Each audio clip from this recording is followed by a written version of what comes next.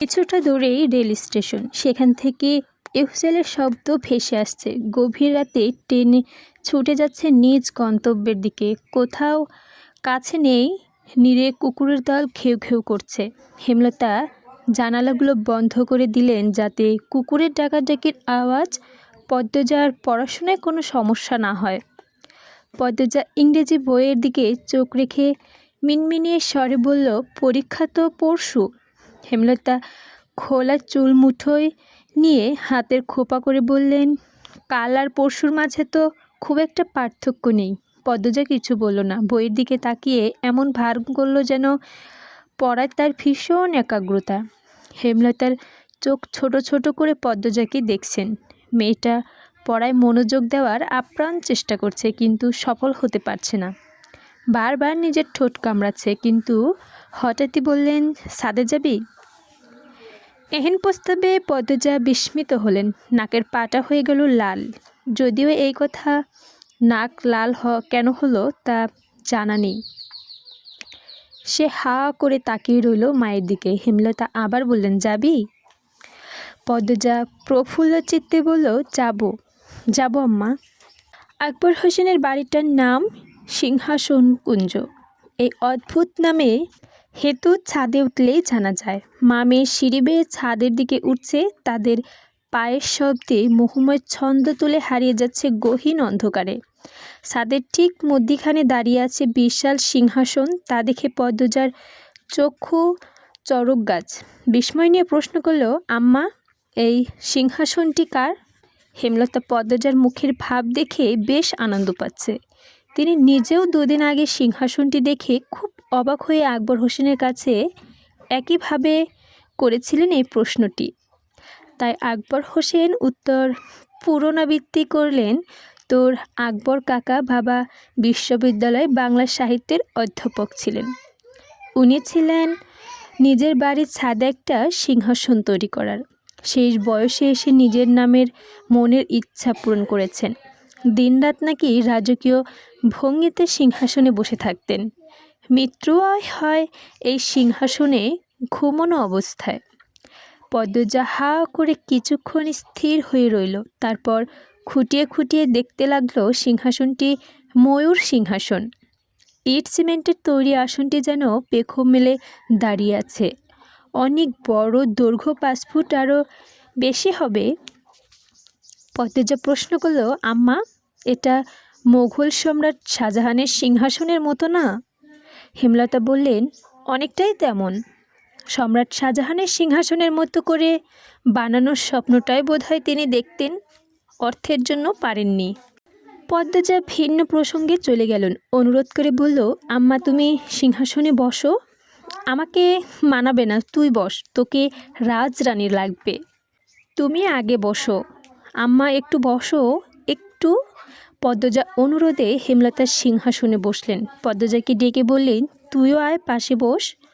পদ্মজা এলো না। দূর থেকে বলল, মাঝে বসো আম্মা। কি শুরু করেছিস? বসো না।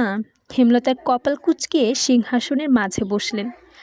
পদ্মজার ঠোঁটে হাসি ফুটে আবারও হারিয়ে গেল। বলল, আরেকটু বাকি। কি বাকি? বা পায়ের উপর ডান পাটা তুলে রানীদের মতো করে বসো। হেমলতা বিরক্তি নিয়ে উঠে পড়েন। পদ্মজাকে বললেন, পাগলের প্রলাপ শুরু করেছিস। পদ্মজা নাছোড়বান্দা হয়ে দৃঢ়ভাবে বলল, আম্মা বসো, নয়তো কিন্তু আমি কান্না করব। পদ্মজার ছেলে মানুষই দেখে হেমলতা হাসবে না রাখবে ঠাউর করতে পারলেন না। রাতের সৌন্দর্যে ও আরও মায়াবী রূপকে প্রতিটা মানুষের ভেতরে আহ্লাদের ইচ্ছে কষ্টকে ঠেলে ঠেলে বের করে আনার ক্ষমতা বোধ হয় আল্লাহ নিজ হাতে দিয়েছেন। তাই হেমলতা তার নিজের শক্ত খোলসে ফিরতে পারলেন না। পদ্মজার পাগলামো সুর মিলিয়ে তিনি সিংহাসনের রাজকীয় ভঙ্গিতে বসলেন। পদ্মজার কেমন একটা অনুভূতি হয় বুকের ভেতর, ঝিরিঝিরি কাঁপন। এই তো তার কল্পনার রাজ্যের রাজরানী হেমলতা এবং তার কন্যা সে পদ্মজা। চোখের মণিকোঠায় ভেসে উঠল একটি অসাধারণ দৃশ্য। হেমলতার সর্বাঙ্গে হীরামণি মুক্তার অলঙ্কার। অসম্ভব সুন্দর শ্যামবর্ণের এই সাহসী নারীকে দেখতে কত শত দেশ থেকে মানুষের ভিড় জমিয়েছে। আর সে হেমলতার পাশে বসে আছে। চারদিকে ঢাক ঢোল পিটানো হচ্ছে, হাতিশাল থেকে হাতির হুঙ্কার আসছে। তারাও যেন খুশি এমন রানী পেল। তোর পাগলামি শেষ হয়েছে? পদ্মজাত জবাব না দিয়ে হেমলতার পাশে এসে বসলেন। কোলে মাথা রেখে শুটিগুটি মেরে শুয়ে আক্ষেপের স্বরে বলল, আম্মা, তুমি রানী আর আমি রাজকন্যা কেন হলাম না? সবাই আমাদের ভালোবাসতো, সম্মান করত, মুগ্ধ হয়ে দেখত। হেমলতার বুক চিরে দীর্ঘশ্বাস বেরিয়ে আসে।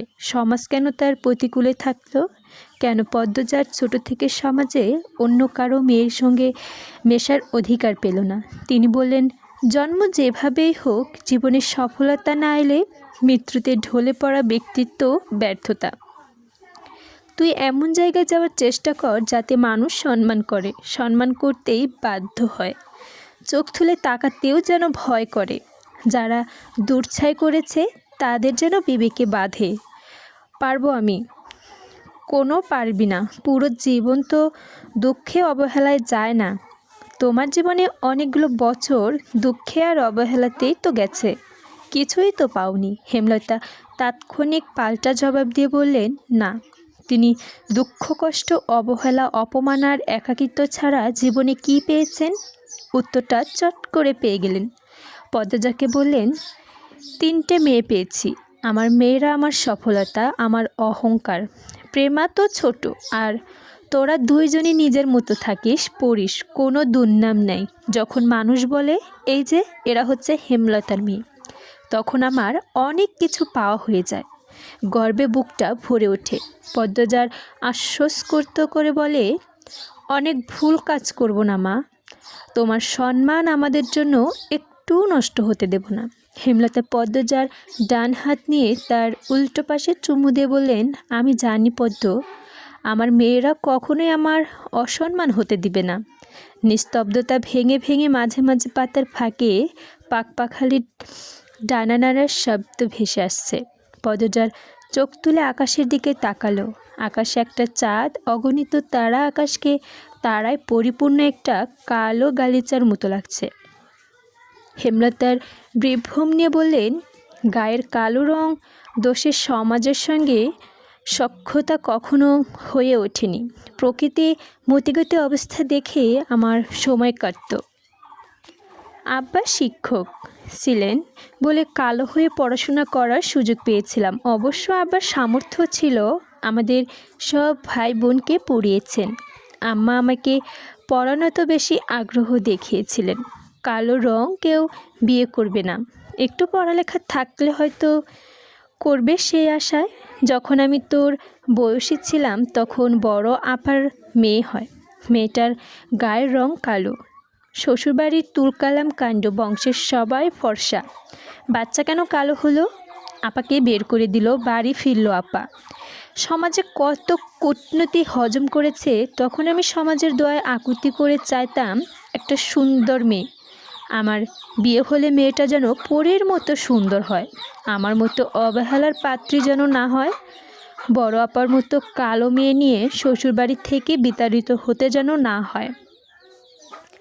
তুই যখন পেটে তখন নফল নামাজ রোজা বাড়িয়ে দে, 5 ওয়াক্ত নামাজ বাদে সব পেলে সেজদায় লুটিয়ে আল্লাহকে সবসময় একটা কথাই বলতাম, আমার পরীর মতো মেয়ে চাই।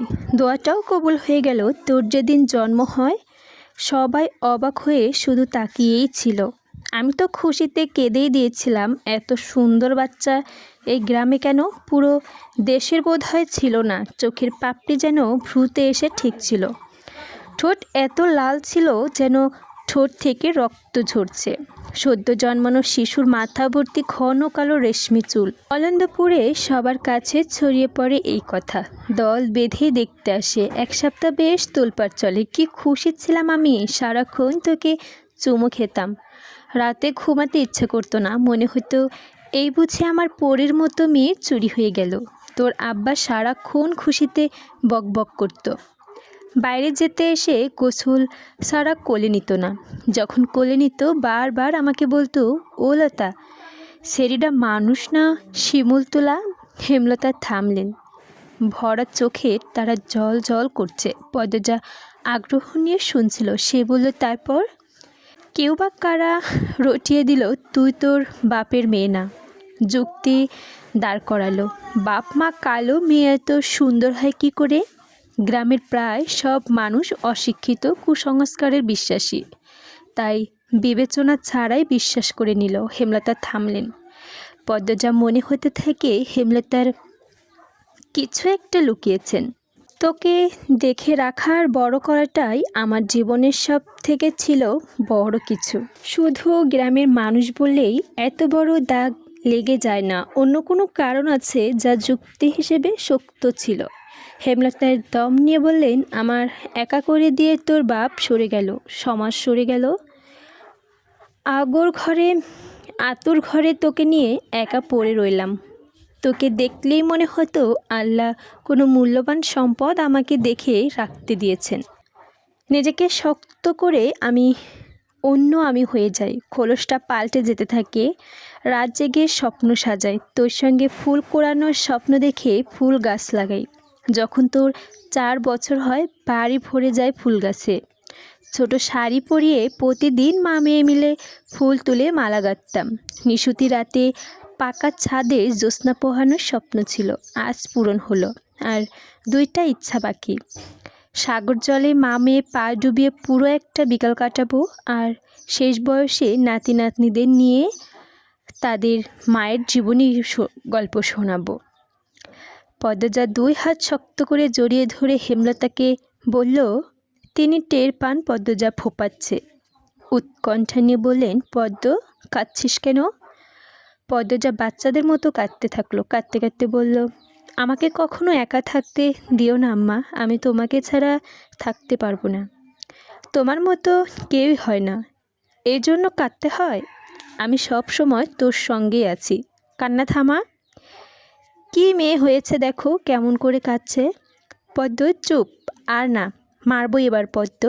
পদ্মজা থামলো, কিন্তু ভেতরে ছটফটানি পীড়া দিচ্ছে। কেন এমন হচ্ছে জানে না, কিন্তু হচ্ছে, কান্না পাচ্ছে। ভয় হচ্ছে। আকাশ ভরার রাতের দিকে তাকিয়ে একটু আগে সুন্দর লাগছিল এই আকাশ, অচমকা ভয়ঙ্কর মনে হচ্ছে। মায়ের কোল ছাড়তেই ইচ্ছে করছে না। মনে হচ্ছে চারদিকে অশরীরের ভিড়, তাদের কোলাহলে মস্তিষ্ক ফেটে যাচ্ছে। পদ্মজা মায়ের কোলে মুখ টুকান।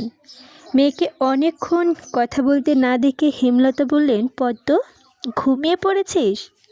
না আম্মা। হেমলতার একটি দীর্ঘশ্বাস ছেড়ে বললেন, সেদিন মাঝরাতে ছুরি নিয়ে বের হয়েছিলাম। হানিফের ঘরটা আব্বা আমার ঘর থেকে দূরে হওয়াতে সুবিধে ছিল। ঘরের পাশে গিয়ে দেখি মদনও ঘরে। আমার পক্ষে 2জন পুরুষকে সামলানো সম্ভব ছিল না, তাই মদনকে চলে যাবার অপেক্ষা করতে থাকি। এরপর আরেকজন লোক আসে, একটু দূরে সরে যায়, গোয়ালঘরের পেছনে। মিনিট কয়েক পর উকি দিয়ে দেখি দরজা লাগানো, সারা শব্দ নেই। সাবধানে দরজা ঠেলে ঘরে ঢুকে দেখি হানিফ নেই। তখন হয়তো আম্মা দেখেছে, তাই ভাবছে আমি খুন করেছি। নানু কেন এমন ভাবলো? হানিফ মামা তো তোমারই ভাই। হেমলতা তাৎক্ষণিক জবাব দিলেন না, সময় নিয়ে একটা গোপন সত্যি বললেন, আমি তোর নানুর ভাইকে খুন করেছি। তাই তিনি আমাকে ঘৃণা করেন, ভয় পান, সন্দেহ করেন। হেমলতার কণ্ঠ স্বাভাবিক। পদ্মজা চমকে উঠে বসল। মুখখানা হ্যাঁ অবস্থায় স্থির হয়ে গেল তার। দৃষ্টি থমকে। পদ্মজা যাতে নিজের সামনে নিতে পারে সেই সময়টুকু হেমলতা দূরে আকাশের চোখ রাখেন। পদ্মজা নিজের ধাতস্থ করে নিয়ে বললেন, তিনি কি হানিফ মামার মতো ছিলেন? হেমলতা সম্মতির সূচক মাথা নাড়ালেন। সিঁড়িতে কারো পায়ের আওয়াজ শোনা যাচ্ছে। হেমলতা সাবধানে হয়ে পদ্মজাকে আড়াল করে দাঁড়ান। সেকেন্ড কয়েক পর একটা ছেলের দেখা মিলল, অচেনা মুখ। হেমলতা আগে কখনো দেখেননি। ছেলেটা তাদেরকে দেখে ভক্রে গেল। ভোরবেলা সূর্য উদয়ের সময় চারপাশে ছড়িয়ে পড়ল মৃদু সূর্যালোক। ট্রেনের জানালার দিকে সূর্যের অগনরঙা আলো পদ্মজাকে মুখশ্রী ছুঁয়ে যাচ্ছে। ফজরের নামাজ পড়ে ট্রেন ধরবে তারা গন্তব্যে অনন্তপুরে। পদ্মজার মেট্রিক শেষ হলো আজ 3 দিন। হেমলতা কাঁধে মাথা রেখে চোখ বুজল পদ্মজা। পুরো 1.5 মাস পর পূর্ণাপেমা পান্তর সাথে দেখা পাবে। খুশিতে আত্মহারা সে। মাঝে একটু জিরিয়ে ফের চলছে ট্রেন। হেমলতার জানালার বাইরে তাকিয়ে আকাশ দেখছেন। কারণে অকারণে তিনি এখন আকাশের দিকে তাকিয়ে থাকেন। শুষ্ক চক্ষুদয় তখন সচল হয়ে ওঠে। কিছুতেই বারণ মানে না। নীল আকাশের বুকে যেন সেদিন রাতের চিতি আকর করে ভেসে উঠল। ছেলেটির বয়স 23 কি 24 হবে। অবাক চোখে তাকিয়েছিল। দেখতে শুনতে বেশ ভালো। হেমলতার পদ্মজাকে আড়াল করে নিয়ে কঠিন স্বরে প্রশ্ন করেছিলেন, কে তুমি? ছেলেটি হেমলতার কথায় বিব্রত বোধ করল। ইতস্ত করে বলল, মুহিব হোসেন। হেমলতা টনক নড়ল। তিনি সাবধানে জিজ্ঞেস করলেন, পারেক হোসেন তোমার বাবা? মুহিব ভদ্রভাবে বললেন, জি। হেমলতা কী যেন বলতে চেয়েছিল, পারলেন না। তবে তার আগেই মুহিব অপরাধের স্বরে বলল, বিরক্তি করার জন্য দুঃখিত, আমি আসছি। এরপরেই হতদস্ত হয়ে চলে গেল। সেদিন আর রাত জাগা হলো না। ছাদ থেকে নেমে গেল মা মেয়ে। গোপন বৈঠকে একবার বাধা পড়লেও আলোচনা চালিয়ে যেতে হয়। আর মন সায় দেয় না। অনুভূতিগুলো ভোঁতা হয়ে যায়। পরদিন জানা গেল মুহিব তার পিতার সঙ্গে রাগ করে ঢাকা ছেড়ে চাচির বাড়ি উঠেছে। এখানকার ছেলে মেয়েদের ক্ষমতা খুব। তারা খুব সহজ কারণে বাবা মাকে রাগ করে দূরে সরে যেতে পারে। হেমলতার অবজ্ঞায় কপাল কিচ্ছিত করে সংকোচ বোধ করলেন না। পরে অবশ্য বুঝিয়েছেন মুহিব খুবই ভালো ছেলে, নম্র, ভদ্র, জ্ঞানী, মেধাবী ছাত্র, বিয়ে পড়েছে। সবচেয়ে ভালো গুণ হলো মুহিবের নজর সৎ। হেমলতার চোখের দৃষ্টি চিনতেও ভুল করেন না। ঠিক 17 দিন পর বারেক হোসেন ছেলেটিকে নিয়ে আসেন। যেদিন আসেন পরদিন রাতে হেমলতার কাছে বিয়ের প্রস্তাব পাঠান। মুহিবের বউ হিসেবে পদ্মজাকে নিতে চান। হেমলতা অবাক হন। মুহিব মনে মনে পদ্মজার প্রতি দুর্বল, অথচ তিনি একটু বুঝতে পারেননি। নিঃসন্দেহে মুহিব পাত্র হিসেবে উপযুক্ত। মুহিবের বড় 2 ভাই মুমিন ও রাজীব, দুজনই চাকরিজীবী। মুমিন বিয়ে করে বউকে ডাক্তারি পড়াচ্ছেন। বইয়ের পড়াশোনার সামর্থ্য আছে পুরো পরিবার। বোঝা যাচ্ছে পরিবারের প্রতিটা মানুষের মস্তিষ্ক ভাবনা উচ্চমানের। বারেক হোসেন বিয়ের প্রস্তাবের সঙ্গে এটি বলছেন, আমার মেয়ে নেই, ছেলের বউরাই আমার মেয়ে। আমার মেয়ে যতটুকু পড়বে কোনো বাধা নেই।